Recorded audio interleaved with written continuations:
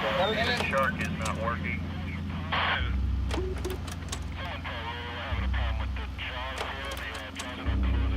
We need you. The shark is not working. Anybody see Roy? The shark is not working.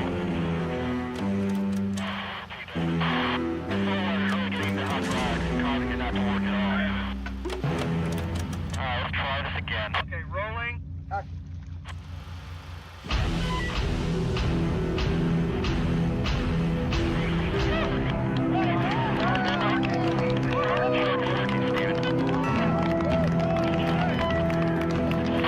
Joe here. The boat is sinking.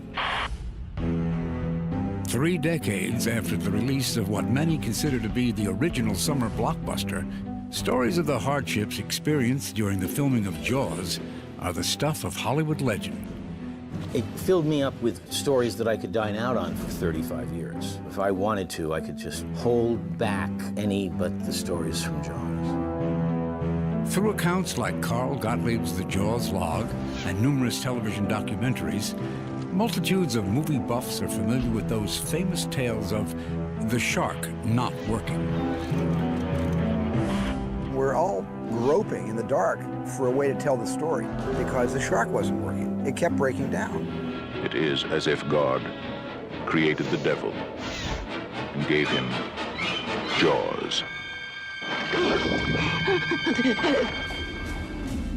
Jaws, one of Hollywood's little movies that couldn't, emerged as a record-shattering box office juggernaut, then an Oscar contender, and today stands as a critically acclaimed, enduring classic that after all this time shows no sign of losing its bite. What we are dealing with here is a perfect engine, an eating machine. Michael, did you hear your father? Out of the water now! You open the beaches on the 4th of July, it's like ringing the dinner bell. This shark, swallow you whole. My heart was beating so fast. I didn't know as an adult I could get that scared anymore. One thing, it's a real thing, not a monster from outer space. Sharks are real. The film sparked a pop cultural obsession with sharks and heightened public awareness of real-life shark attacks. And though numerous copycat pictures have come and gone, Jaws still remains that singular cinematic experience that keeps bathers close to the shore. The movie itself is what first put the terror into me. Every time you felt a bit of seaweed brush your foot, you would have been thinking about it. But I still get a little nervous in water, being like, is there a shark in here? Not only did it impact the way movies are made and marketed, but it maintains a legacy kept alive by legions of fans, artists, and even successful filmmakers who cite this picture as a defining life experience, helping to make them who they are today. Anyone who's around my age, who's in this movie business, always kind of cites Jaws as like the first movie that made them want to get into movies. It's therefore no wonder that after 30 years, the shark is indeed still working. It's the first novel about a fish, so give me a break, who cares? I knew they couldn't make a movie about it because the technology was nowhere near good enough to make a great white shark, and I knew you couldn't catch and train one. So I had no sense that this was going to be a success beyond just being published. Until the movie had been open for a while and the paperback was selling millions of copies. And even then, who would have guessed that down the road it would have had any currency? I wouldn't have. Making Jaws, still looking back 30 years ago, was the toughest filmmaking production experience I've ever encountered. Nothing's ever come close to the production difficulties of shooting an actual special effects movie, not a digital effects movie, that was many, many years later, but a mechanical effects movie, not in a tank somewhere in Malta or some safe tank somewhere in Florida, but in the actual Atlantic Ocean. We must have been complete idiots to have even expected to have an easy ride in the middle of the ocean making a movie. The ingathering of all the mystical tribes and shamans and crazy experts that floated in under the banner of Universal to make this movie had overlooked that it was the first film ever really shot on the ocean. They hadn't really known that before. The approach that Spielberg had then, remember that he was fresh then, he was new and young, and he insisted that this movie be shot on the ocean. And that alone was an innovation, because Universal at the time would normally have gone to a back lake and shot on the lot, and he wouldn't let them. We all gained a tremendous respect for the sea, for nature, for currents and tides, for waves, for rain and sun, and overexposure to both. We started shooting on the 1st of May, and we were supposed to shoot until June 28th. If you're really quiet, you could hear someone laughing. The movie went on for, what, a total of 7 months, something like that, almost a year. If you figure when the first crew got there, and the first special effects people, and then the actors came, and then, you know, it just went on and on and on and on. And we thought we were going to be there for the rest of our lives. It's not the time it takes to take the take that takes the time. It's the time it takes between the takes that takes the time that takes to take.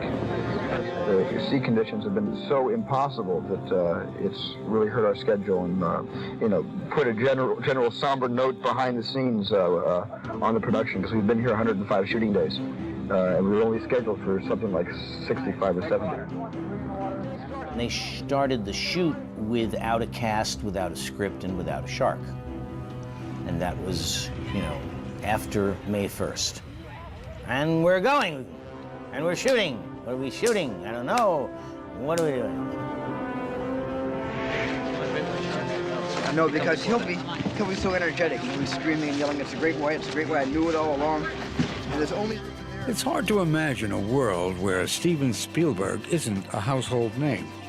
But in 1974, it was viewed by some as a roll of the dice to put the weight of such a mammoth project on the shoulders of a 27-year-old relative newcomer, a director who had only just completed work on his first theatrical release, The Sugar Land Express. I remember a reporter one time asking me, "Mr. Zanuck, are you trying to enhance this young director's career?" And I said, "No, just the opposite. I'm trying to enhance my career." Probably nobody else in the world knew at that time, better than I, who was every day on the Sugar Land Express, how good this guy was and how he could tell a story.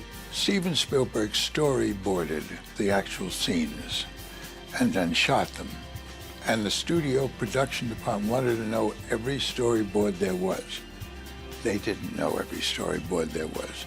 We had a bunch of them that we never told them about that we'd sneak and shoot. It was a guerrilla movie. I like to think of it as a big independent movie masquerading as a big studio movie. It was the film's title monster, a 12-ton hydraulic shark that would become affectionately known as Bruce, that plagued Spielberg and the Jaws production team with their most daunting set of complications. Once the idea was set that we were going to build it, then we had to determine the size. And I was working off of a scale model of my research of a shark that was about 12.5 feet. And so I just doubled it, because I felt that as the sharks got bigger, they got girthier and they weren't so attractive. So I figured a 25-foot shark would be the proper size. Don Chandler was a studio sculptor. He started on the outside, a big clay model. We were going to make a mold. And so we were making the skeleton out of chromoly tubing, both things at once, and hoping that they would fit together perfectly, which they did.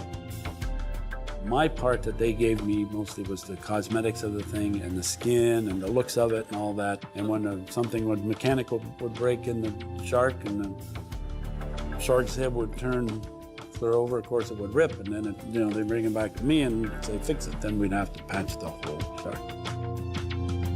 Veteran effects supervisor Bob Matty, who had created the famous squid from Disney's 20,000 Leagues Under the Sea, was mastermind of the shark's mechanical workings.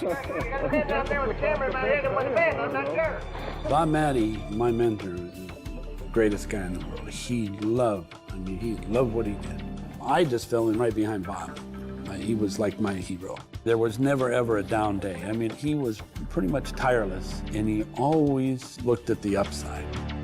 It was a good thing, too, as Matty and his team promptly discovered that Jaws would produce technical challenges unlike any movie previously attempted by Hollywood. The condition of the shark was the ultimate story. The shark didn't work. What do you do when your lead actor, which is this 12-ton marvel, is recalcitrant? Well, like any recalcitrant actor, you shoot around him or her. Not that a recalcitrant shark was always to blame for setbacks during the shoot. For a Hollywood film crew with little or no maritime experience, finding their sea legs didn't always come easily. It didn't take long for one thing to become perfectly clear. Making Jaws, whether by land or sea or foam, would be no day at the beach. We were starting to shoot all of the land scenes and running out of them very quickly.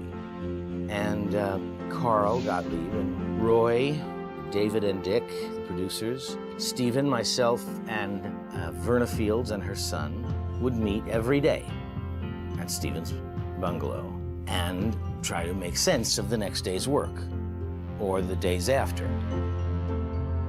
With no shark to shoot and an ever-inflating budget, they made the very most of these meetings. The logistical setbacks allowed Spielberg and his actors to become a little repertory company, free to invent and improvise.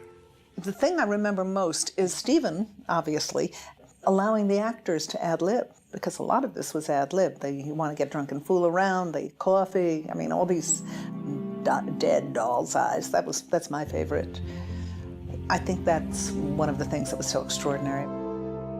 The scene with the little boy at the table, after Brody's had a particularly hard day, we were in between shots, and I was at the, I was like this at the table, and then the little kid was like this.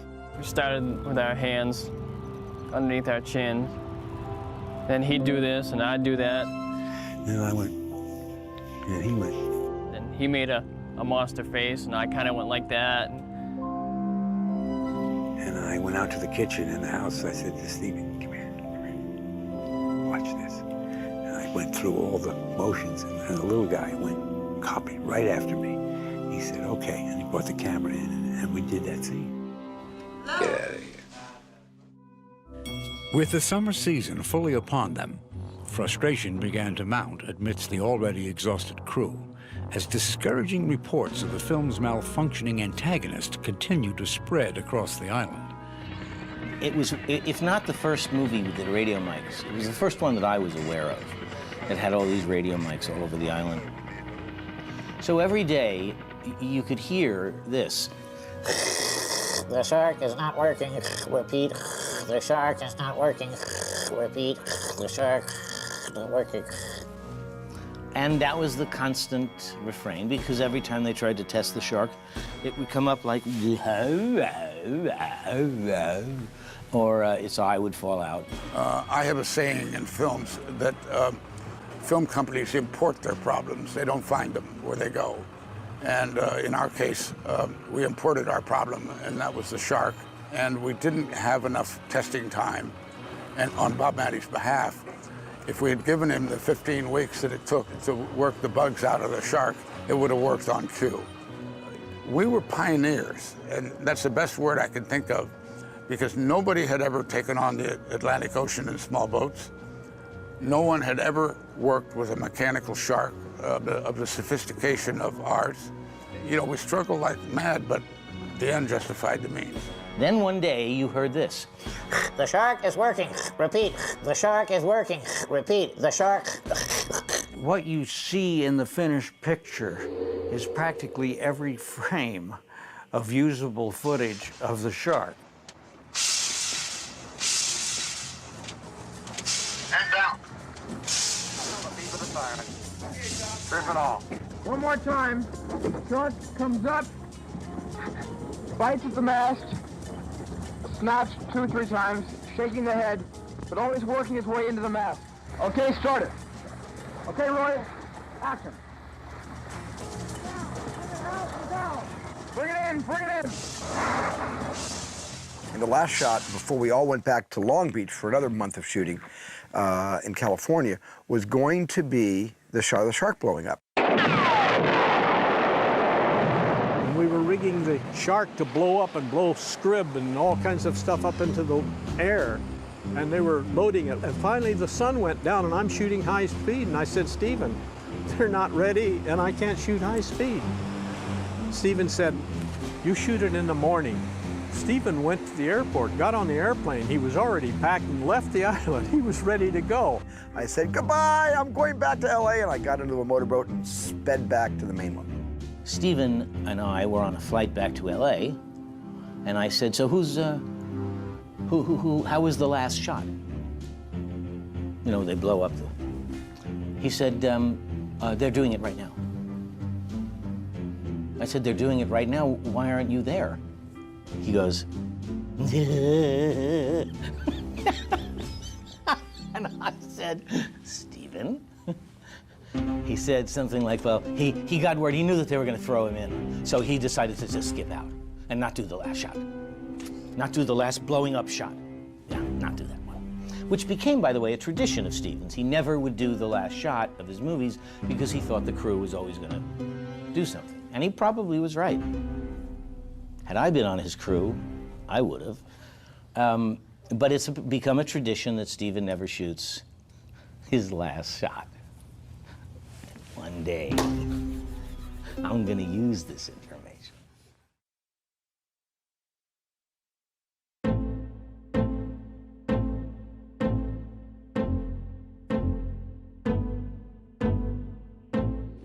With the production of the film completed, and Benchley's book already a raging success, the makers of Jaws braced themselves, hoping the fruit of their labor would live up to the reputation of the novel that inspired it.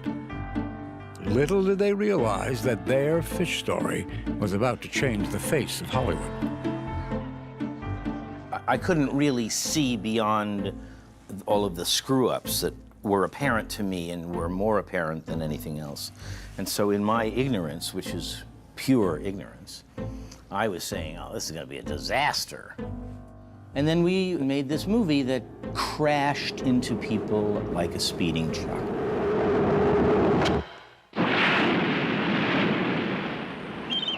The book had become a bestseller while we were shooting the picture, but still no one had any thought or even dared to think that it would become what it became. Part of it is that it was overambitious for the budget, that the technology was not there, that they had to, use parts of their brain that, that you don't normally have to unless you're in desperate mode. And when an artist is pushed like that, amazing one-of-a-kind things happen. That's what happened in Jaws.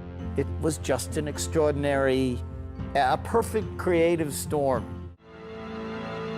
Once Jaws premiered, it demonstrated just how hooked moviegoers were and marked a decisive turning point at the box office.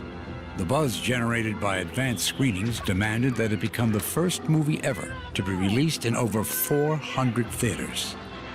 And it could have been even more. When the screening in Long Beach, California took place, Lew Wasserman, the chairman of the board of Universal, asked Hy Martin, who was the head of distribution, to cut back on the number of theaters. Hy said, we've set a record. We've got 600 theaters. Ever since the Dallas preview, I cannot stop the phone from ringing. And Lew said, cut it in half.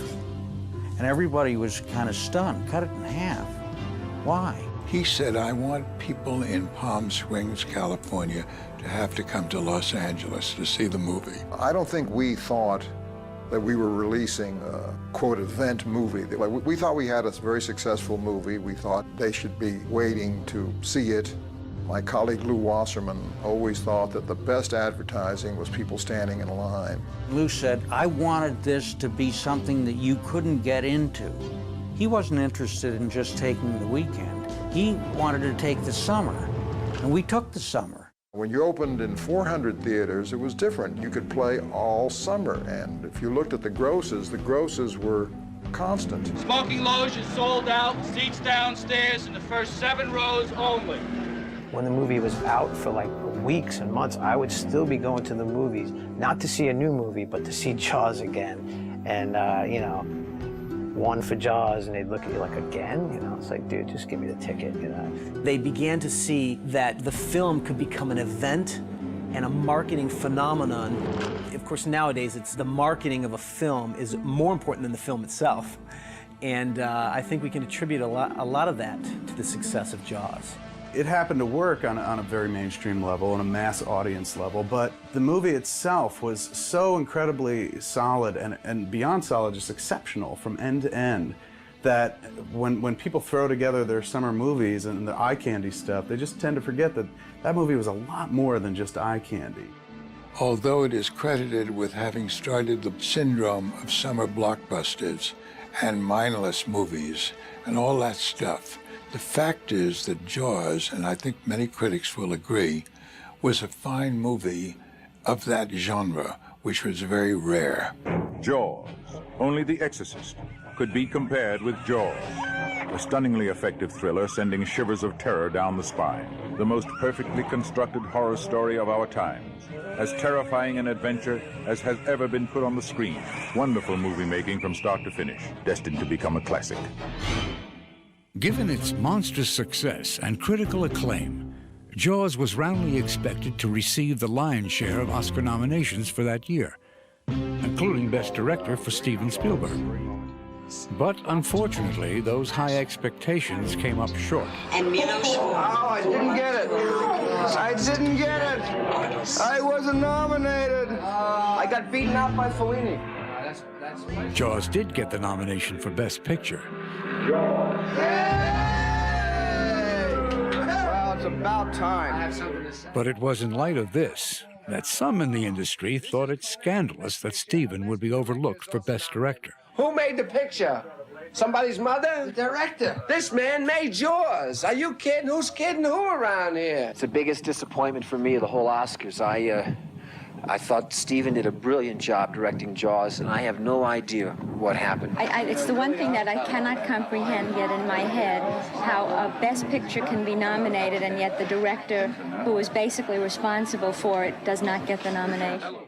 But for the 27-year-old wunderkind director, there was no choice but to take his lumps. I'm suffering enough. All right, we're suffering. No more, I'm suffering. We're suffering. Cancel my day. Right, we're getting. Although Jaws did not receive the Oscar for Best Picture, it did bring home awards for its remaining 3 nominations: Best Sound, Best Editing, and Best Musical Score. Throughout the rest of the year, Jaws continued to reel in numerous other industry awards, even as the record books were being rewritten. In hindsight, one wonders if the Academy would rethink overlooking Spielberg's masterful work on Jaws if they knew then what they certainly know now.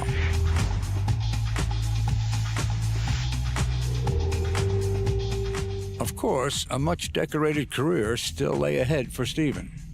A now legendary career that encompasses perhaps the most popular and diverse body of work ever created by an individual director, making Steven Spielberg one of the most influential figures in the entire film industry. And it was all jump-started by Jaws.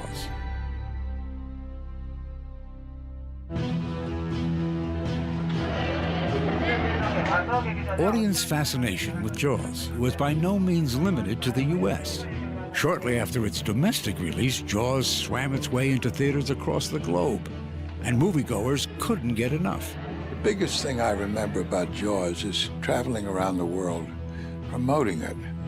And whether it was in South Africa or Australia or Latin America, every culture in the world embraced Jaws. Peter Benchley's book, which was the start of it all, was a sensation. Somehow the idea of this creature attacking mankind caught on everywhere. I've been to many places in the world, and Jaws has reached almost every place I've ever been. At first I thought maybe it will do okay in cities near great bodies of water. But it turned out that some of our best business were in tremendous desert countries. I think the reason it went around the world so quickly was that you don't even need dialogue. I mean, you just see the situation there. And your own primal fear about something you can't see into is enough to hold your interest in that movie. It's a Universal movie, not just Universal Studios, but it really has a global impact. I really think it works like a silent movie. You're responding to the visuals instinctively in a visceral way. The coincidence of that, plus Steven's innate talent as a filmmaker, made a film that will live. It has to live. It's not going away anywhere. There's no culture on earth that does not have that film and show it.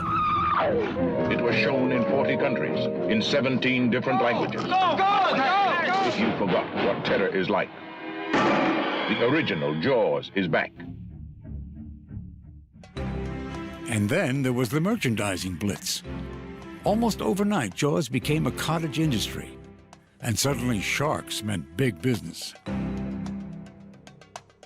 When we realized what we had, merchandising was licking their lips, and it just was such an easy one to merchandise. It started obviously with what everybody does with the t-shirts, but it went from there. Everything kind of mushroomed with the release of the picture. I even had a toilet seat that when you open it up, it was a big shark facing you.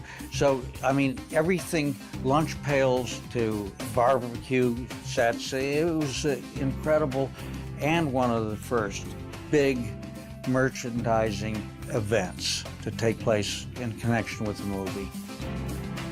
Though 3 decades have come and gone since the Jaws merchandising frenzy, for some voracious collectors, the summer of the shark never ends.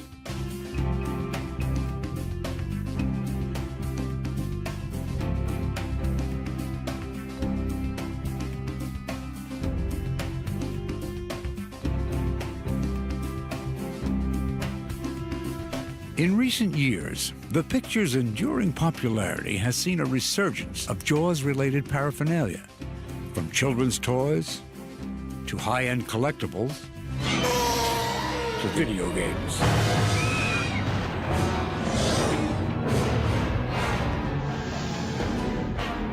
Another milestone in the evolution of entertainment was the commercialization of the making of Jaws.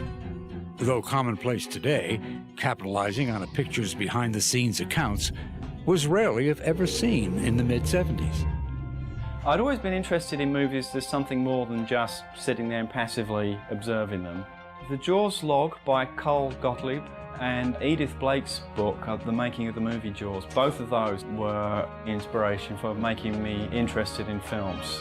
Well, Jaws as a film to me is, first of all, my favorite film. I watch it once a year.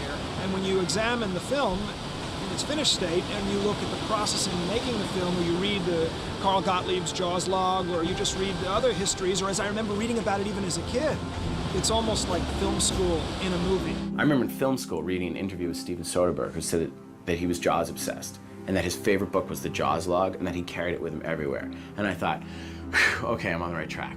That book became my Bible. And I read that book over and over and over. Well, in the beginning, when the book was first conceived, it was kind of a hasty afterthought to the marketing plan. The original intent was for there to be a 3-parter. The book would be written from Steven Spielberg's point of view. He would contribute a third. From Peter Benchley's view, he would contribute a third, and Zanuck and Brown would contribute a third as producers. And as we got closer and closer to the release date, it became evident that nobody was going to be able to write their third. I had already agreed with Steven to kind of ghostwrite or author his third of it from what I knew, because we had shared a house and I knew what Steven's perspective on the movie was. So then nobody was available. Steven was immersed in post-production. Zanuck and Brown were on to something else. So they said to me, kind of at the end of March, can you do a book by, the end of May? And with the, the folly of youth, I said, yeah, I can write a book that quickly. So I wrote the book in a very short time, probably less than a month. And the original paperback got favorable reviews, and the word of mouth was terrific, and the book went through 17 printings and sold a couple of million copies. And then, of course, many years later, Laurent Bouzereau did his behind-the-scenes documentary on the same subject matter. Universal came out with what they called the Signature Series back in the Laserdisc days. And the Jaws box set that included the Laurent Bouzereau documentary was something that every Jaws fan just had to have. They went out and bought Laserdisc players just so they could have that documentary.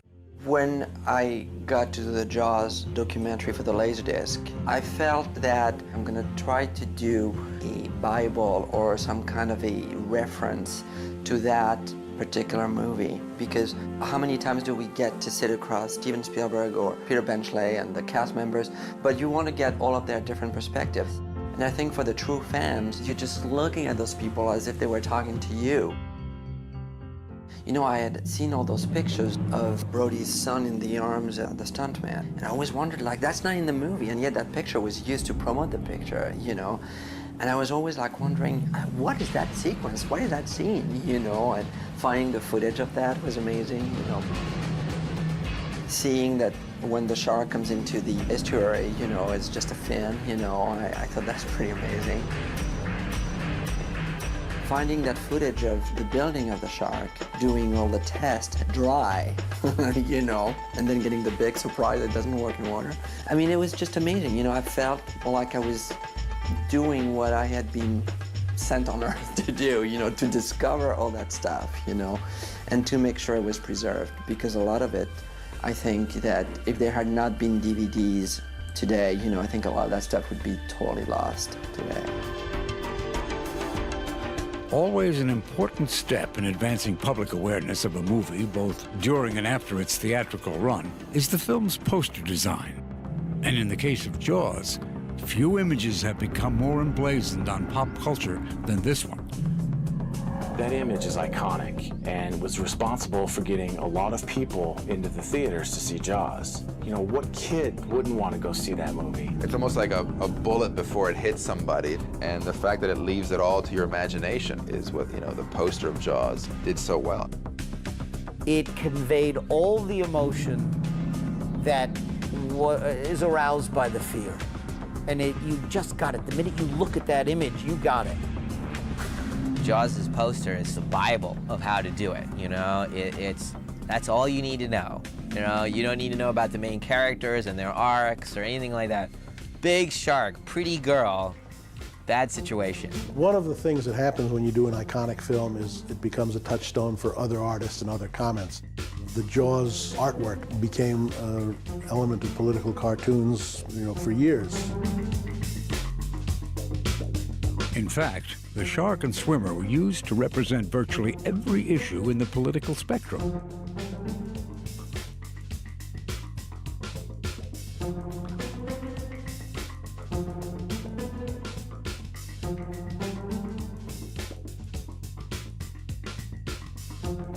And it wasn't just politics getting in on the action. Over the years, even up to this day, the Jaws motif has served as fodder for a variety of more offbeat applications.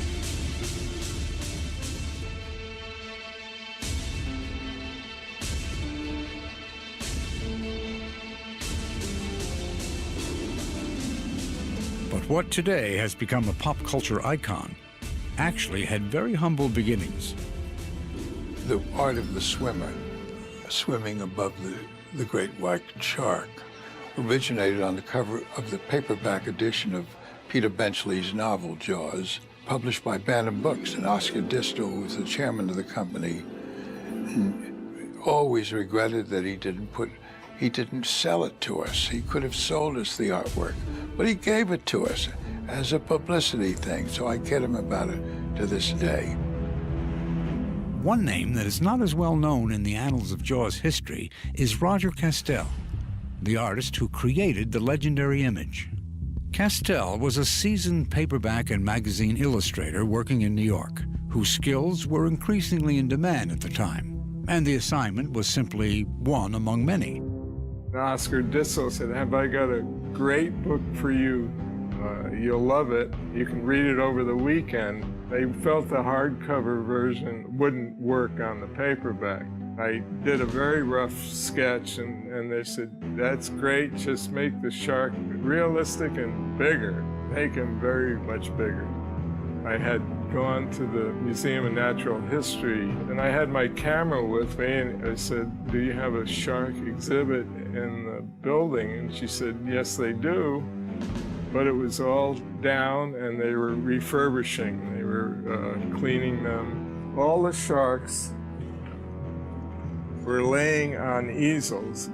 They're plaster, and so I had my camera with me. I knew what position I wanted the shark in, and this is the great white that they had laying on an easel being, I guess they were dusting it, and that's what I worked from.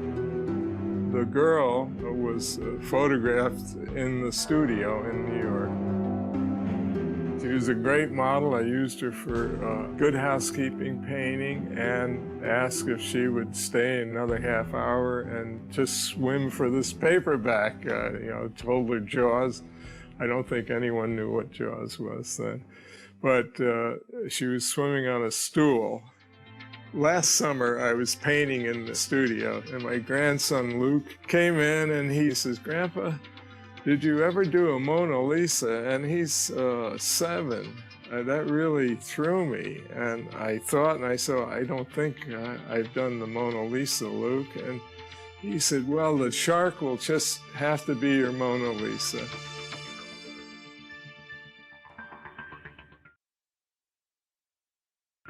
Da-dun. Da-dun, da-dun.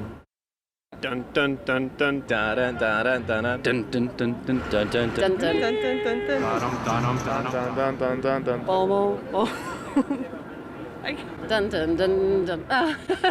dun. No. Did I say that right? Dun dun dun dun dun Dun dun dun dun dun dun. The theme song, Jaws. That's the first expression that comes to my mind. It just sticks in there. You know what I mean? I think Jaws was the first film that I did where I was really crazy about the film. I thought it was a marvelous film. So I remember the first day I played, Stephen said, "What do we do for the shark?" And I just played an octave E on the piano and then E and then F and repeated them and accelerated them and so on. And he said something like, "You think that'll work? You gotta be kidding, it's so simple." All he did was bump, bump, bump, bump, bump, and Stephen said, "That's all?" And John said, "Yeah, that's it." Well, I think John, who's prescient about all the movies he scores, he sees deeper than we do about our own work. And I think he saw something deeply primal about Jaws, and he decided that it needed a primal response. It needed a primal sound, something that was atavistic, something that was extremely basic, and something that was unforgettable and would be almost a kind of a siren to warn you that something was coming to get you. When you associate the image of that shark coming in for the kill, and you hear that John Williams score, boom, boom, boom, boom, boom, boom, it's that perfect storm again. It's the right image for the right music. It doesn't happen all the time. But boy, when it does, you never forget it for generations, obviously. The Jaws theme was so provocative and symbolic of the shark that he saved us, really, because the many times that we didn't have the shark, all we had to do was point the camera out to sea and play his score, and everybody screamed. And half the film, you don't see the shark. You don't have to. You hear that theme, and it puts it, oh my God, he's out there somewhere, and he's gonna get somebody. I just think it was the most brilliant couple of notes that he's ever written, because it's lived beyond the movie, and it's become the thing that kids do with each other when they're playing in the pool.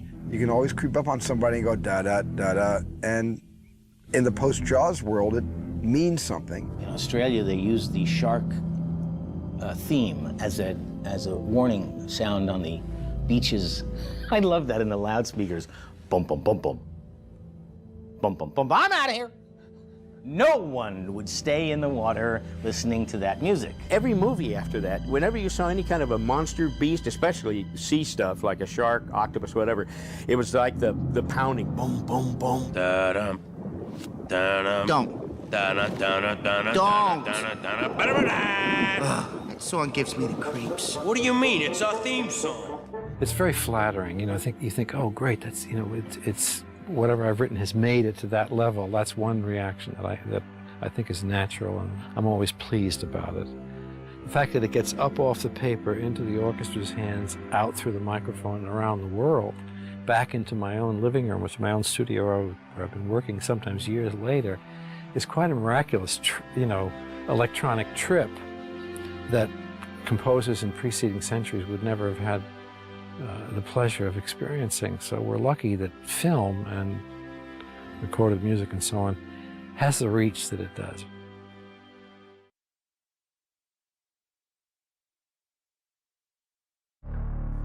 While the digital effects revolution, which took hold in the early 90s, promised to offer filmmakers tremendous creative freedom, the legacy of Jaws reminds us that being unable to show everything you want really can be a blessing in disguise. We complained about the shark not being able to perform because it couldn't. It was never ready. That was what saved us. That was the artistry of the film.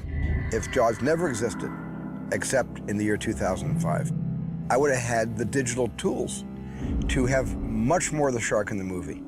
Therefore, I would have ruined much more of the movie. Had we been able to computerize a shark, a lot of the wonderful elements of the picture, like the barrels, would never have been thought of.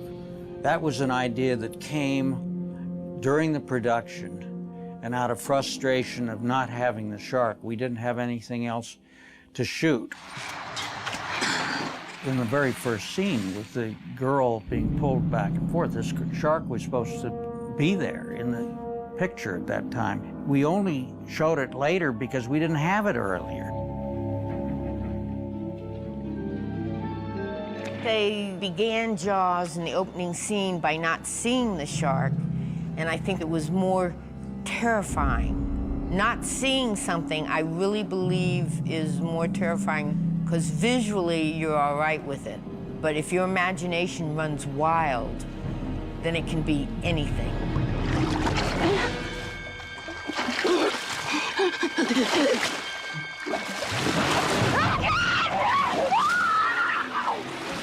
I did that because the shark kept breaking down. And today, a digital shark would not break down. There'd be some nice interactive water explosions to marry the digital shark with the actual water. That's all it would be. There would not have been a full-size shark, or probably even any segment of the shark in a 2005 Jaws today, and therefore the film would have been only half as effective. So I was saved by the breakdown in technology 30 years ago. I think if I'm correct about this, it was 55 minutes into the movie before you actually saw the shark.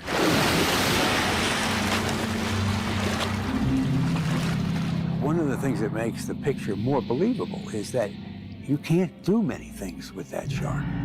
You know, you have one shark that goes right, one that goes left, and one that goes straight ahead. Almost made it more believable, because you couldn't do any fancy stuff with it.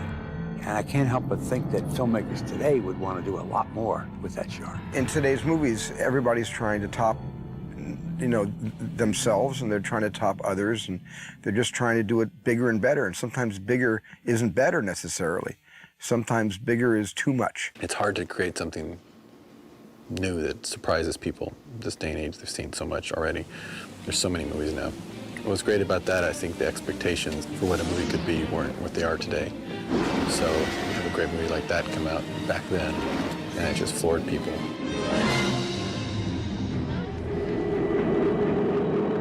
I cannot tell you how many people have come to me and said, because of Jaws, I will not go in the water to this day. It is staggering. Come on in the water! Take it easy, take it easy.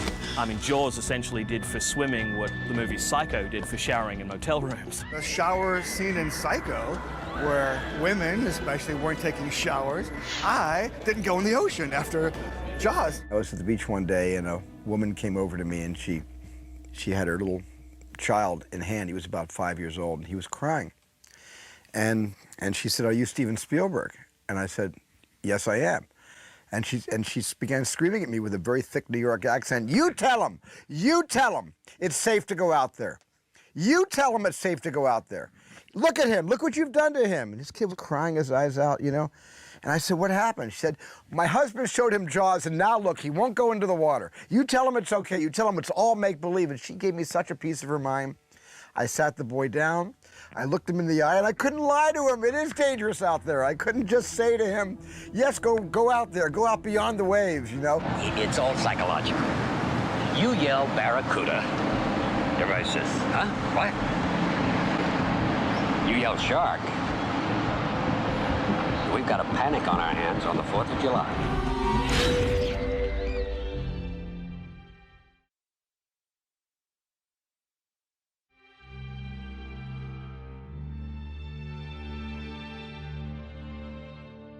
You know, the structure of Jaws is just so perfect. It just breaks up into these beautiful acts, and it's like, you know, problem, you know, finding the answer, and then the third act of we're gonna go get this shark.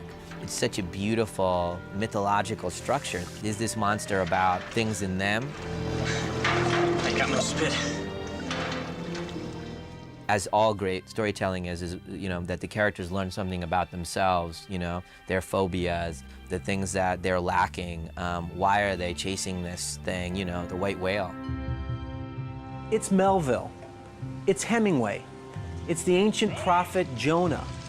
These are the mythological parallels that bubble up from below the surface in Jaws that make it a timeless classic, that make it last long, long after the technological aspects of the film are old hat. It's a very classic, you know, hero's journey kind of a story if you subscribe to the myth-making nature of screenwriting. It has all the ingredients that are not culturally specific to a generation's views. It's not Depression America, it's not Vietnam America. It's a little timeless island with only the human values of, you know, fear or jealousy or heroism or shark obsession.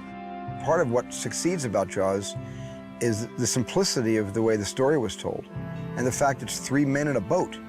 When you come right down to it, you know, 3 survivors who all have problems with each other.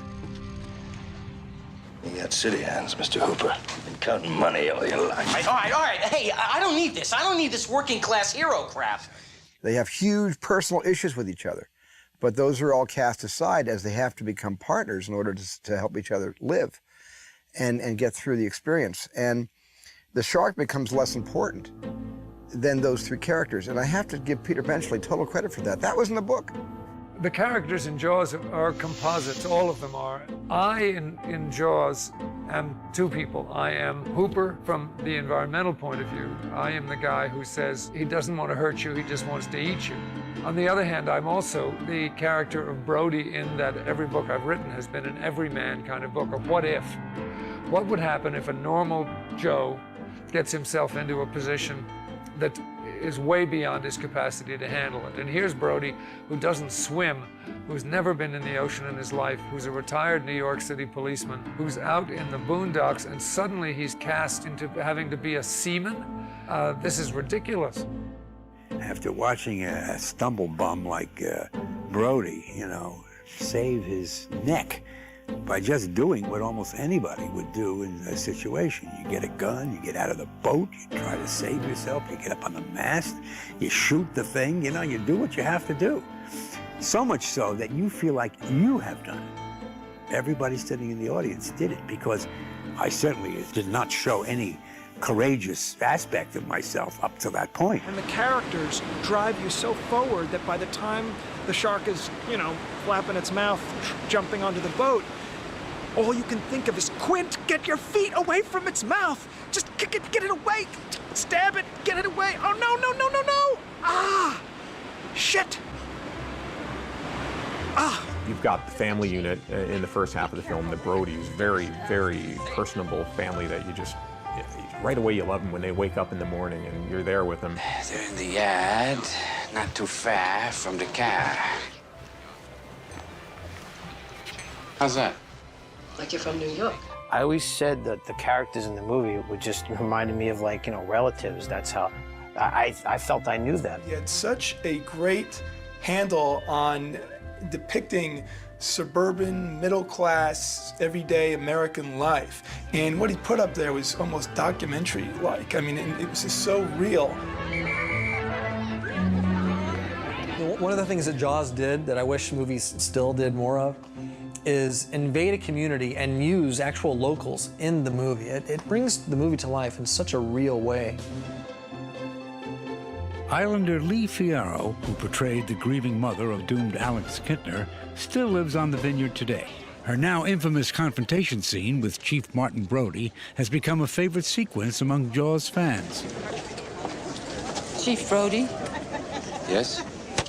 It's been accurately recorded that she had to slap the chief many, many times in order to get just the right take. Little did she know then that her slapping days had just begun. How many times have I been asked to slap somebody? I've never counted them, and so I can't tell you, but it happens a lot, and it is mostly young men. I do it to please the fans, but last year I decided that is it. I've slapped my last slap. Meeting Steve Spielberg was a wonderful memory. He asked me if I could improvise, and I said, yes, I can. And so we did, Shari Rhodes, the casting director, and I improvised the beach scene. But I had simply been told, keep my son out of the water, so that's what I was doing. And Steve stopped me and said, Lee, you gotta let him go in the water or we don't have a movie.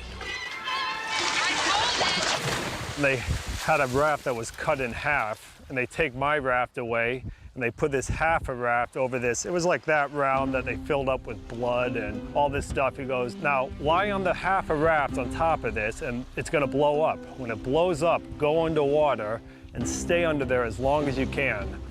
So you're 12 years old lying on this, and it's saying, it's full of blood, they're saying it's gonna blow up. And it's like, I'm lying there, and all of a sudden, this thing blows up, and there's blood's going up all over the place in your face. And I just went underwater. You hear, cut, okay, your leg was out of the water, and they had to it took like over an hour for all the blood to clear out of the water before they could do it again. I get to go inside one of these warm little dressing rooms. My friends were all freezing cold outside, but I screwed up, so I get to go stay warm. And after about 4 times of doing this, they finally said, no, we're gonna try this a different way. And if you notice in the movie, I go up and down. It's like, because these guys in the wetsuits they grabbed me and they were pulling me under, lifting me up, and then they pulled me under and gave me their air. And that's how they finally did it. They gave up on, a 12-year-old kid trying to do it on his own. For the insert shot needed of Bruce biting down on little Alex, the dangers of interacting with a multi-ton mechanical shark required that Jeffrey be replaced with a stunt double. In this case, a common store mannequin, and a female one at that. It was to be one of the very last shots done on the vineyard. Steven Spielberg had already departed the island, and filming was left in the capable hands of Joe Alls and the second unit. In true Jaws fashion, the scene proved extremely difficult to coordinate. But in the end, the shot would provide audiences with the now famous frightening first glimpse of Bruce.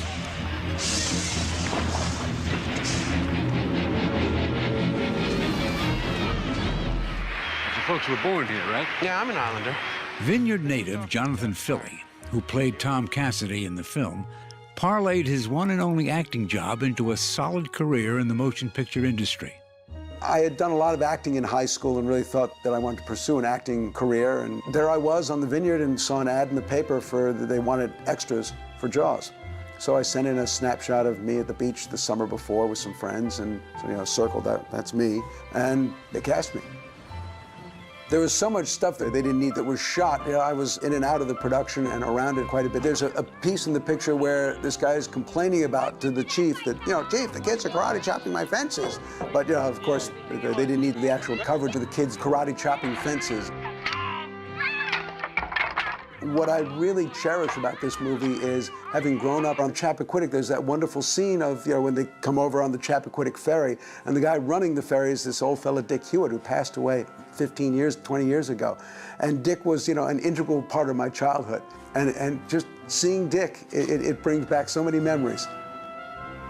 For some fans, no pilgrimage to Amity is complete without looking up some of the many uncredited vineyard residents who make appearances in the film, regardless of how minuscule their parts. Richard Dreyfuss yells at me, "Ahoy, sloop, do you got a paddle?" And I say, "Yeah, I got a paddle." But you got a paddle on the boat? I got a paddle. And that was my one big line. I quit, Mr. Quint. I quit. My part was Quint's mate. There was a boat named the Scup Bucket. I had all the camera crew. So coming home, Spielberg says, "Will you do me a favor?" And I says, "I'll try to."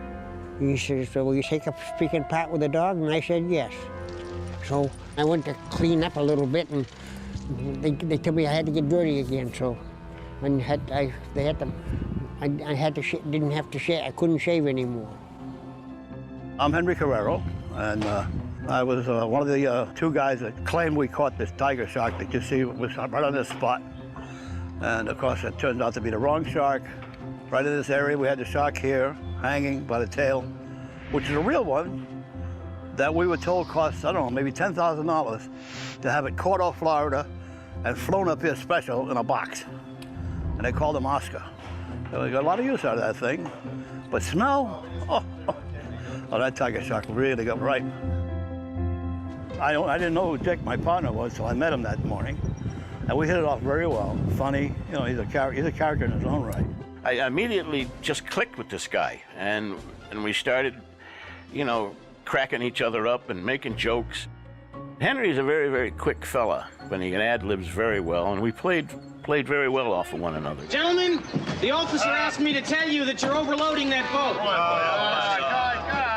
Of course, Dreyfuss, he said, "Well, where's a good restaurant around here?" Or whatever his line was. And I turned around and said, "Well, come straight ahead." Oh, big laugh, right? Yeah. And he left it in. Well, then can you tell me if there's a good restaurant or hotel on the island? You walk straight ahead. They're all gonna die. Spielberg said, "Just say what comes into your head." All I'm I'm trying gonna to stuff tell your you. freaking head in there, man, and find out if it's a man, all right? Come on. We had this guy who did an article in the local paper on Cape Cod, and he talked to Sherry Rhodes, and he says, "Boy, you have an Abbott and Costello going here." She says, "No, I just have two Costellos." Got a deep throat, Pratt. Yeah, but what kind? What kind of shark? It's a tiger shark. A what? There's one guy that pesters the hell out of me every time he sees me. He walks up behind me and says, "What?" That's probably gonna be my most famous thing I've ever said in my life. A what? Mom, I got cut. I got hit by a vampire. Then 12-year-old Chris Rebello, who played Chief Brody's elder son, Michael, remained on the vineyard until his untimely passing from a heart attack in the year 2000. Chris was a friend. We grew up together on the island. Working with Chris in the movie, he was a brother, another brother to my family. On set, we used to fool around and play, and sometimes Steven would say, "Okay, that's enough. It's time to get back to work. Let's do our thing." After the movie was done, he didn't do any more acting. He went on to work for the Steamship Authority with my brother, Tommy. And that's where he worked until his passing. So, yeah, we really miss him. Really miss him. Perhaps no Islander gained more notoriety for his involvement in Jaws than the late Craig Kingsbury. Craig's gruff and blustery demeanor had made him a local legend in his own right, and his portrayal of fisherman Ben Gardner a favorite among Jaws fans. They advertised for some person who was a fisherman, a local, who could help Robert Shaw with his accent. Robert was a refined British actor until he met my father, and then my father told him stories about this island and the people who live here, and unfortunately, I think Robert Shaw believed them. He fell hook, line, and sinker, and so he began to repeat them, and he was interviewed on the air telling these totally outrageous stories about the local community. You've got rich people here. There's a lot of skeletons in the cupboard here, you know. There's more incest going on in Martha's Vineyard than probably any state in the United States. Oh, yes. And they were mostly lies. which is what my father was best at. They'll wish their fathers had never met their mothers when they start taking their bottoms out. My mother, when I took her to see the movie in Boston, we came out of the theater and she said, "That's Spielberg, he is a genius. Finally, somebody has found a use for your father's empty head." Of course, Craig's most memorable scene did involve his head, but not the rest of him. In fact, it didn't even take place at the vineyard. 3,000 miles away in Van Nuys, California, Spielberg resourcefully created that most shocking moment as an insert shot, and he used little more than a foam life cast of Kingsbury and a swimming pool. Stephen had just come from the answer print with Verna at Universal and had signed off on it. And here we were on that very eve doing an extra shot that we were going to try to get in the next day. That scene had already been shot, but it wasn't done to shock the audience. And so I went to Verna Field, my film editor's swimming pool, borrowed a pool, because I didn't have one. I didn't have enough money to have a swimming pool in those days because Jaws hadn't come out yet, and I was a poor director then. We had a small replica of a hull that I'd put together in Joe Alves' driveway, and I basically held my breath underwater and put the head of Ben Gardner through that hole when Frankie Sparks came up with the flashlight. But I remember I timed it to get it for maximum shock effect.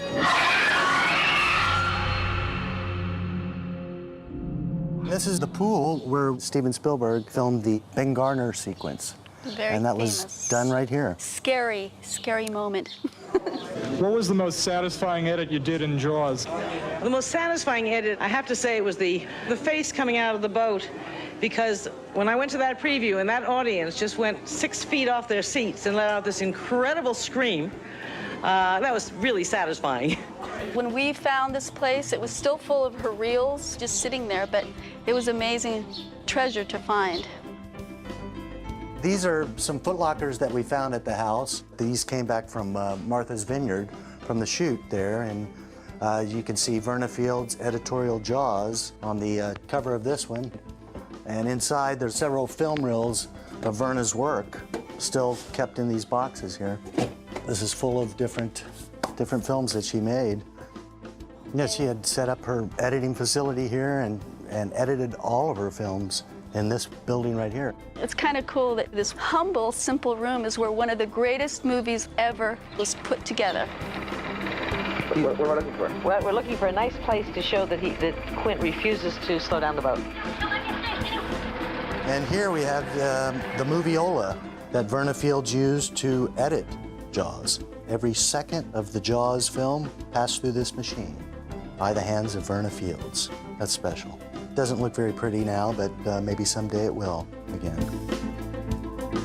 Verna and I worked in her pool house, you know, shoulder to shoulder for a long time on that moviola, and Verna did a great job with her biorhythms, creating a biorhythm for Jaws that was just the right kind of tautness, like a violin string, play a very, very high note.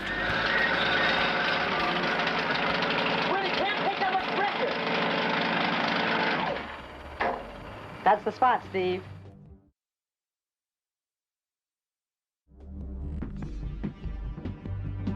My husband tells me you're in Sharks. Excuse me. Well, yes, I've never heard it quite put that way, but yes, I am. I love sharks. Yeah, I love them. I love them.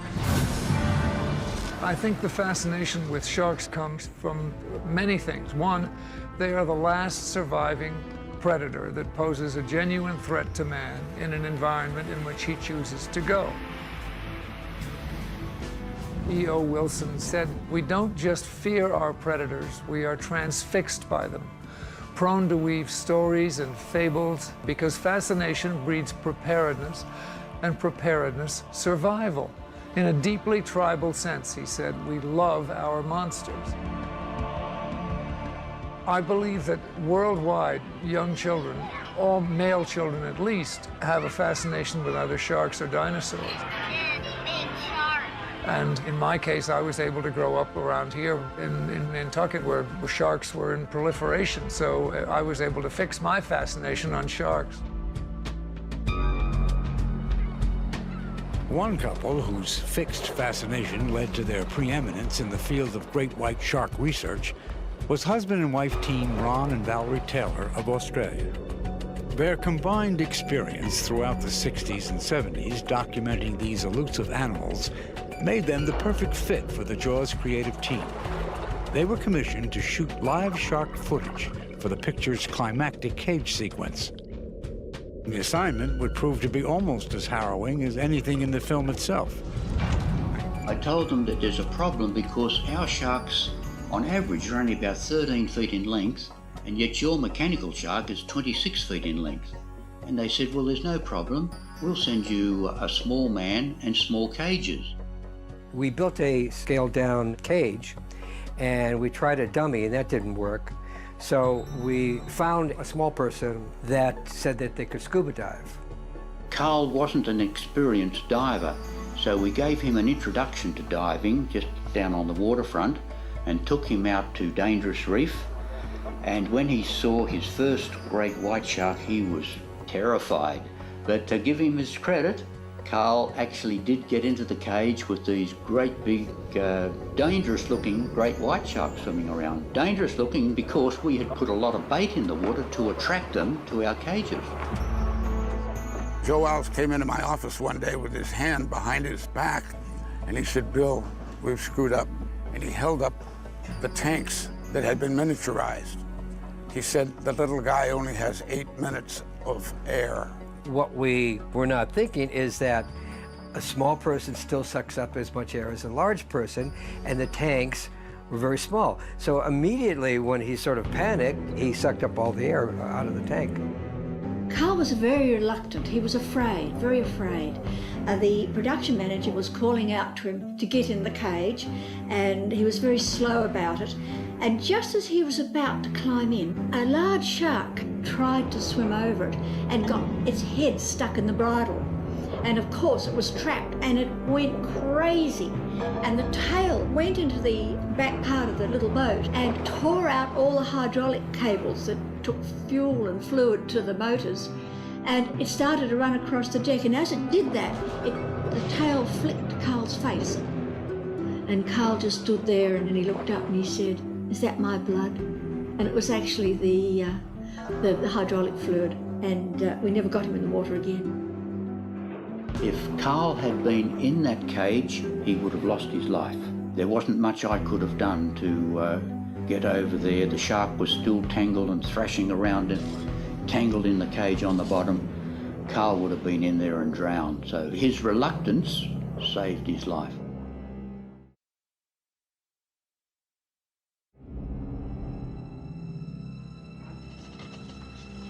$1,100 men went into the water. Vessel went down in 12 minutes. Didn't see the first shark for about half an hour. Tiger. A very little credited writer who made the biggest breakthrough on Jaws, which was a writer named Howard Sackler, whose idea it was to give Quint the Indianapolis speech. Even though it was John Milius who wrote the speech. I mean, Howard Sackler wrote like 2 paragraphs this big. John Milius wrote a 9-page monologue for Quint to say. And then when Robert Shaw, who himself was a writer of The Man in the Glass Booth, read Milius' 10-page, he says, I can't go on for 10, 15 minutes just talking. Let me have a crack at it. Shaw took the speech and himself edited it down to 5 pages. And that was the whole evolution of how that speech was told. But it did come from the mind of Howard Sackler, who remembered the actual Indianapolis incident and suggested that Quint, that become a Rosetta Stone for Quint's entire character. Stephen thought, oh my God, that's the whole impetus, that's the whole spine of Quint. He's not really just crazy, but he has a case out for these sharks. You know, by the end of that first dawn, lost 100 men. I don't know how many sharks, maybe 1,000. I don't know how many men. They average 6 an hour. The SS Indianapolis was top secret when Peter wrote the book. So it wasn't in it. He would have used it, I think. And then before the making of the film, it had been unclassified and Stephen used it. The world learned of the USS Indianapolis through Jaws, and it was a perfectly accurate depiction so far as I know. Peter's domestic housekeeper called him the day after the movie opened, and she said that she wasn't coming into work the next day And when he said, why, she said, my son was on the SS Indianapolis, and I never knew how he died until now. Well, he'd been bitten in half below the waist. The U.S. naval cruiser which delivered the atomic bomb used on Hiroshima completed her mission, but was then sunk by a Japanese submarine. Out of her complement of 1,196 sailors and Marines, an estimated 300 died upon impact, and the rest spent 5 days in shark-infested waters before they were finally rescued. Only 317 survived. Anyway, we delivered the bomb. Robert was a pretty Promethean character, truly bigger than life. A man who intimidated me, who scared me, who exhilarated me, and I liked him and I hated him, and he had my number. You know, he could get me, and he always did. He really thought Dreyfus needed a slapping down. A young punk with no stage experience. He made me doubt that I could do things I knew I could do. Like one day he said, "You couldn't dive off the top of the Orca." Yes, I can. No, you couldn't. Can do. And I couldn't. Shaw would say, "Look at you, Dreyfus. You eat and you drink and you're fat and you're sloppy. Your age, it's criminal. Why, you couldn't even do 10 good push-ups." He'd say, "I can do 20. And Shaw would say, "You can do 20 good push-ups?" He said, "Okay, Roy, you're the referee. Tomorrow morning, we're going to see if Dreyfus can do 20 good." As soon as Shaw left, I said, "Dreyfus, you know how many people can do 20 good push-ups? You are not one of them." Couldn't do it. He psyched me. And because he psyched me, I was always like on guard. But I also really worshiped him as Robert Shaw. He was a grand artist as an actor. He was a wonderful writer. I think in those years I was very much appreciative of those things. And had circumstances been different, we might have worked together again. Farewell and adieu to you fair Spanish ladies. Farewell and adieu, you ladies of Spain. On August 28, 1978, at the age of 51, Robert Shaw died from a heart attack. But his legacy lives on. His now mythic portrayal of Quint continues to be remembered by celebrities. Farewell and adieu, my wee Spanish lady. And fans alike.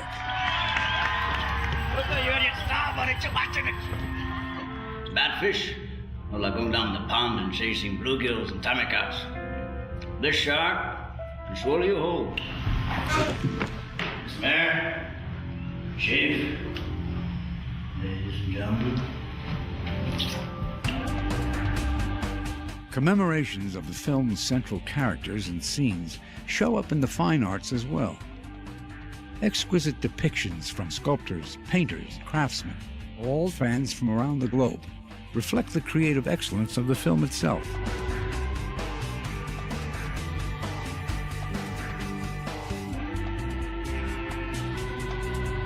I have a tremendous appreciation for fans of Jaws that understand it even better than I do, that have spent more time with it. Having, sites out there like JawsMovie.com, it confirms your identity to a generation that doesn't believe anything's real if it's not on the net. I love and appreciate the fact that the fans get it and get, not only get it as a cultural phenomenon, but they get the ingredients and how the ingredients were mixed and how they were combined to fashion this entertainment. And I really love the fans for being so insightful.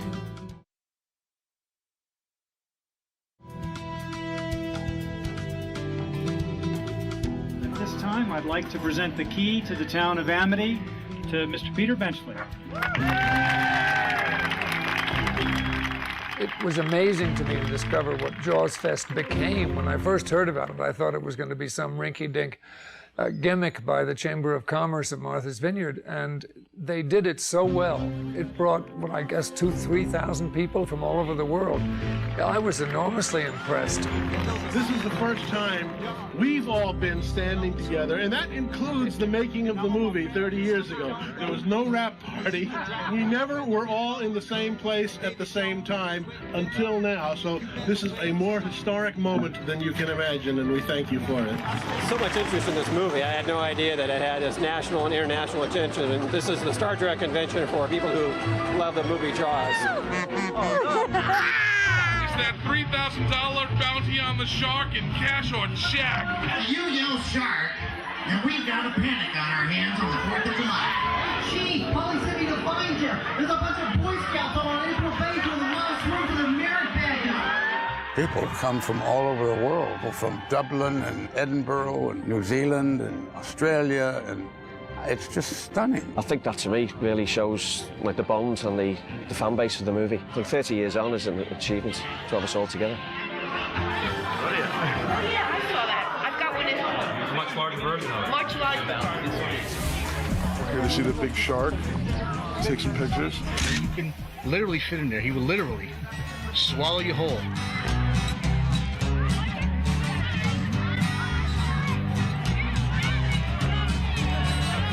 Do you know the Muffin Man? Well, say hello. I mean, being called the Muffin Man, I haven't been called that for years, you know? Ladies and gentlemen, the cast of Jaws. This is the first time I saw Jaws on the wide screen in 26 years. The audience, of course, was so into it. And what a great way to set up watching the film. You've got the ferry going by behind the screen. Salt air is filling your lungs. To see about 3,000 people sitting there watching the giant screen. It was the Jaws version of the Rocky Horror Picture Show.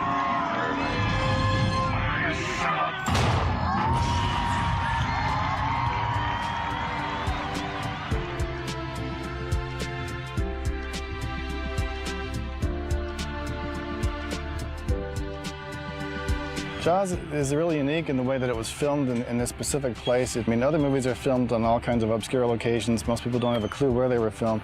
Jaws was right here all over this island, and you can't really get away from it, even if you wanted to. Coming up on the left, you'll see the house that was used for the Brody residence in the film. It belonged to a... If you wanted to go see a film location, things change and houses get painted, and most of the time they're even on a soundstage. Well, with Jaws, you can take a ferry ride and you'll step off the ferry and you are in Amity. It has really not changed in 30 years.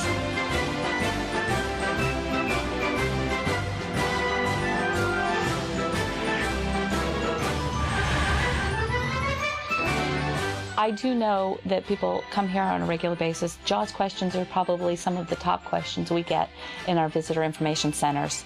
They ask us quite often if they can still see some of the locations where scenes from the movie were filmed. The answer is yes.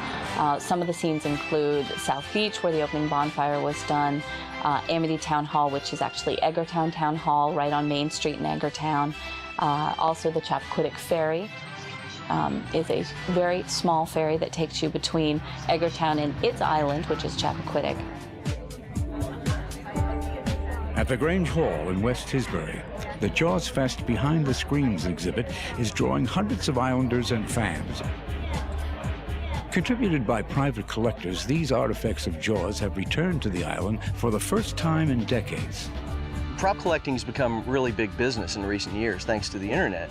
It's easy for people to find props from recent films all over the place. It's very difficult to find props from classic films, especially a film like Jaws.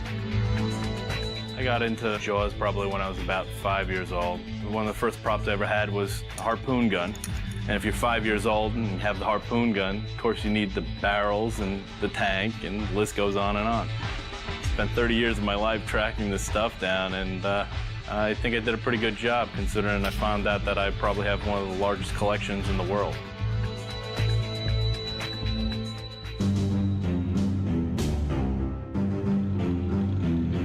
And whatever happened to the ultimate Jaws prop? Quint's trusty fishing boat, the Orca, which served as a floating set for nearly 4 months of shooting at sea. Well, I had a good souvenir. I had the Orca for a while. I had the Orca shipped back to Universal Studios.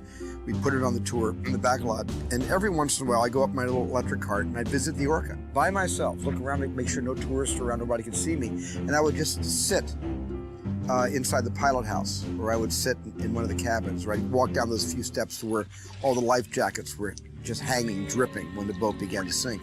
And I would just kind of reminisce and kind of give thanks. So that movie sort of launched my career. But I would go there alone and spend time on it and didn't tell anybody. Then one day I went for one of my, about 6 months later, I went for another journey back in time, down memory lane. The boat was gone. And I called up the head of the back lot and I said, what happened to the Orca? He said, well, it was just rotting there. So we took an axe and took a couple of chainsaws and we cut it up for timber and we shipped it out. And I went nuts. I went nuts. I feel very bad about all the things I said to that poor man who took my phone call. But I was just beside myself that they had destroyed this piece of wood, originally called the Warlock, by the way. It was a real boat called the Warlock, and we painted that over. That's a weird omen. And called it the Orca.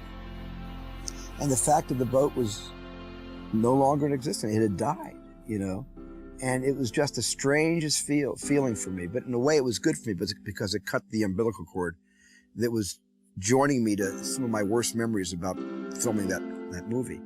And it kind of freed me when they broke the boat into many pieces. But I did recover both twin screws. I got the propeller blades back, and I got the pilot wheel.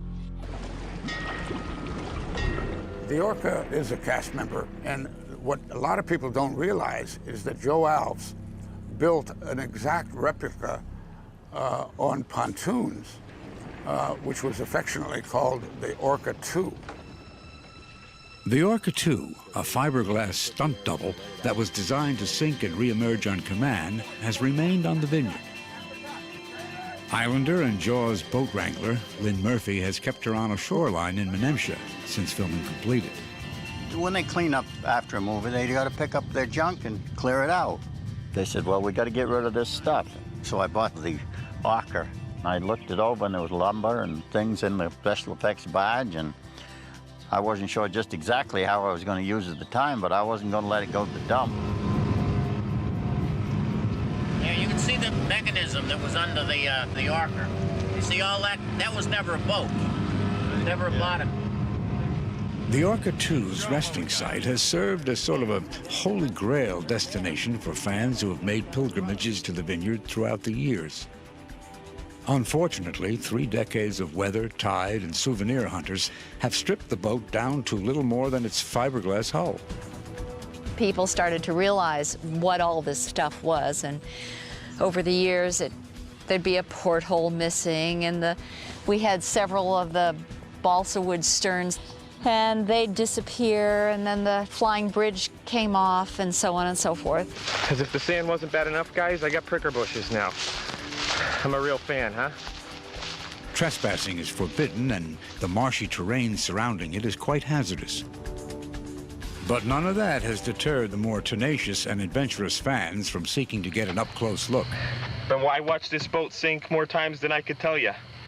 It's kind of nice to see it, but we got to get out of here. This is private property. Explain what we're doing here. I am one of 3 complete idiots out here freezing all the night looking for the Orca II. This is it. Look at this thing. Today, virtually nothing remains of the Orca II. This is the end of the Orca, and this is the only thing that we have left of her. We decided we'd take her home before she was all gone. They were selling her for $100 a 6-inch square on eBay. Finally, whatever became of Bruce himself? All of the mechanical sharks used for Jaws were returned to the back lot of Universal Studios in Hollywood, where they were stored and eventually succumbed to the elements.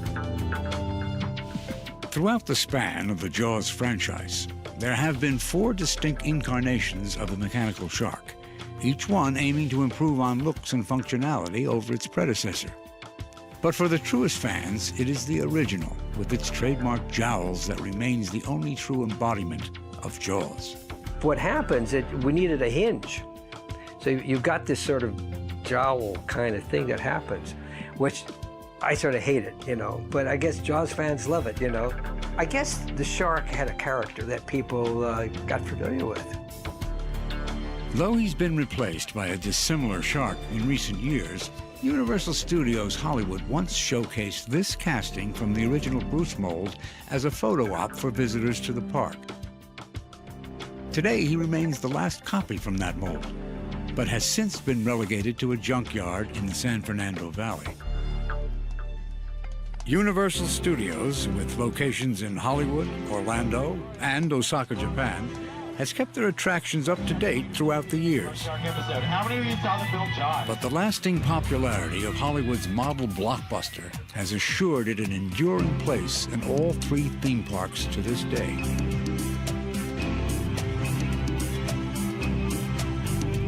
Our shark, which has been here since the mid-70s, you know, works a heck of a lot better than the shark in the movie ever worked. But the reason I think it rates so highly still to this day is because Steven was so good at using the camera as the shark, so 40 minutes into the movie when you finally see the shark, you're so terrified of it. And I think that's still in people's minds when they come here and ride this attraction. They're terrified of the shark before they ever see it. So we don't have to do a whole lot to make people scream, so it's great. The backlot shark itself has even made cameos in other Universal productions throughout the years, usually being played for laughs. But whether for humor or for screams, one thing is certain. At Universal Studios, even after 30 years, the shark is definitely still working.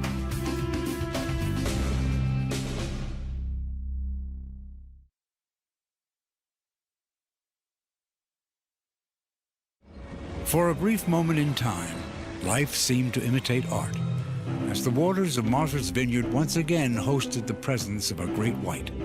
Only this time, the shark wasn't constructed from rubber and steel.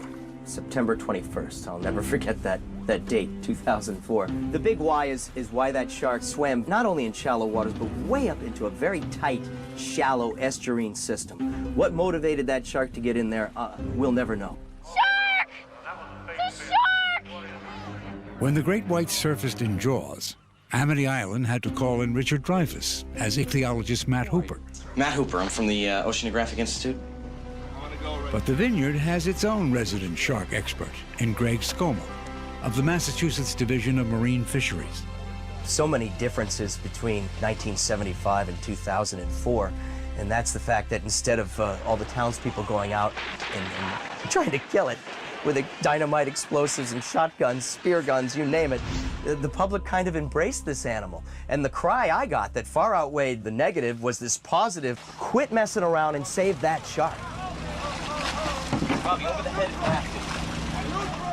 That we can learn to be concerned for this animal that Jaws taught us to dread and get past that mythology, to look behind the jaws and look at this wild animal that's in need of help and draw on our humanity to rescue it, I think is a step in the right direction.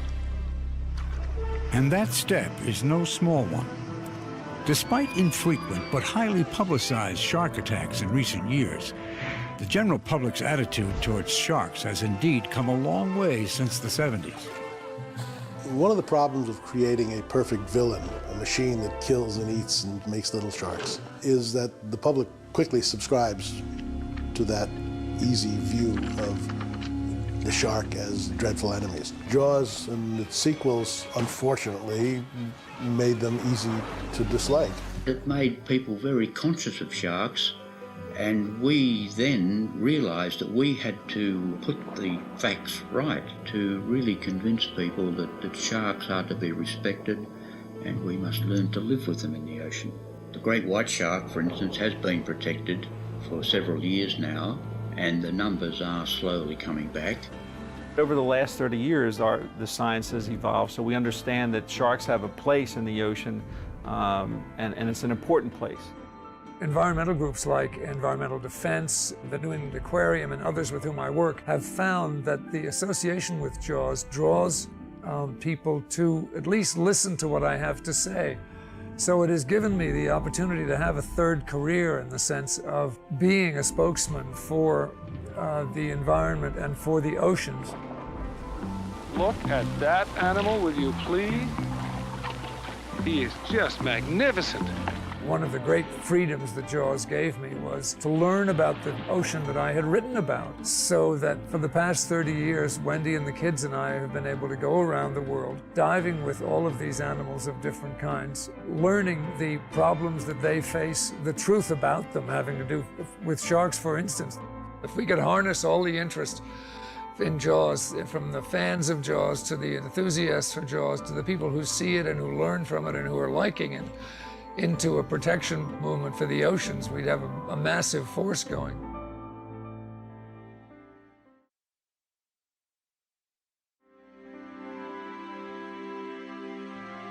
The gilt-edged bite of Jaws on so many of today's pop culture artisans speaks powerfully to the stamina of this single film. Its extraordinary shelf life has allowed it to function as sort of a creative well from which filmmakers may draw inspiration and innovation. A well that never seems to run dry. Anyone who's around my age, you know, who's in this movie business, always kind of cites Jaws as like the first movie they remember seeing, or the movie that made them want to get into movies, or started their love affair with movies. I still remember the first time that I saw Jaws in the theater and how it affected me. I walked away thinking, I want to learn how to do that when I get older. And it absolutely changed the direction of my life in one night. I'm always really, grateful when anybody, especially a young director, comes over to me and tells me that they were in some way strangely influenced by Jaws, and I say, well, great, you're part of our club then, you got it. I aggressively pursued Jaws as a way to learn from the master. I saw the light. I saw Jaws and I saw that's the promised land up there. That's what you have to aim for. It affected me in filmmaking, just wanting to make movies that were larger than life. Certainly, I think it was one of those big films in my life that inspired me eventually to want to go on and be a filmmaker. I think that anyone that wants to make big Hollywood blockbuster movies was certainly inspired by Jaws. Probably every film I make, I'm always evoking Jaws in one way or another. It's like one of the basic films that drives me as a filmmaker. I've worked with Steven on 3 projects, and I still stand next to him, and every time I look at him, I go, that's the guy that did Jaws. That's the reason why I'm here. I hope the picture has inspired a lot of filmmakers. I mean, that's another added benefit to this whole miraculous event. The hardest thing in the film business is not so much to do something that's usually successful. Harder than that is to create something that has longevity. There have been a lot of great pictures made, but one of the tests is the test of time. The fact that that film and the music that went with it lingers in people's minds is a lot of things. I mean, it's a great compliment to me and to Steven Spielberg and the people that wrote it and acted it and all of that. It's quite an amazing thing for an actor who was really an insignificant player in the scheme of things to have a lifelong tale of a fishtail behind me. Those first instincts that David and I had when we read the manuscript by Peter Benchley proved correct. And it feels good to know that it's lasted all this time. Almost every week or month, somebody who knows that I was connected with the production will tell me where they were. It's like the beginning of World War II, the death of Kennedy. The emotional experience provided by Jaws will go on and on and on and on forever. I mean, who doesn't like Bambi, Bambi goes on forever. Snow White goes on forever. Jaws goes on forever.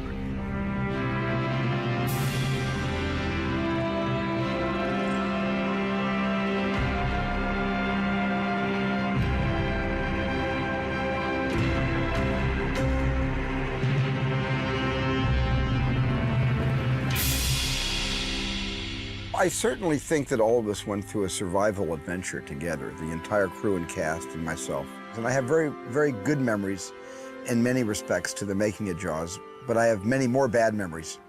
Memories that still haunt my nightmares, still wake me up sweating. But the bottom line is I'm grateful because I went through a kind of baptism of water. And I came out of it not only alive, which was my main goal in getting through Jaws, was to come out of it in one piece. But I came out of it with a career. And I will forever be grateful to, no matter what I tell you about those nightmares to the fact that the dream from the nightmare was that I got a chance to make any movie I wanted to make, and that has continued to this day. Time will only tell, when Jaws will fade from the collective memory. But I think as long as there are sharks in the sea, and as long as there are oceans and bodies of water, as long as there are kids with imagination who like to torture and scare each other, Jaws is going to be probably around for a long time.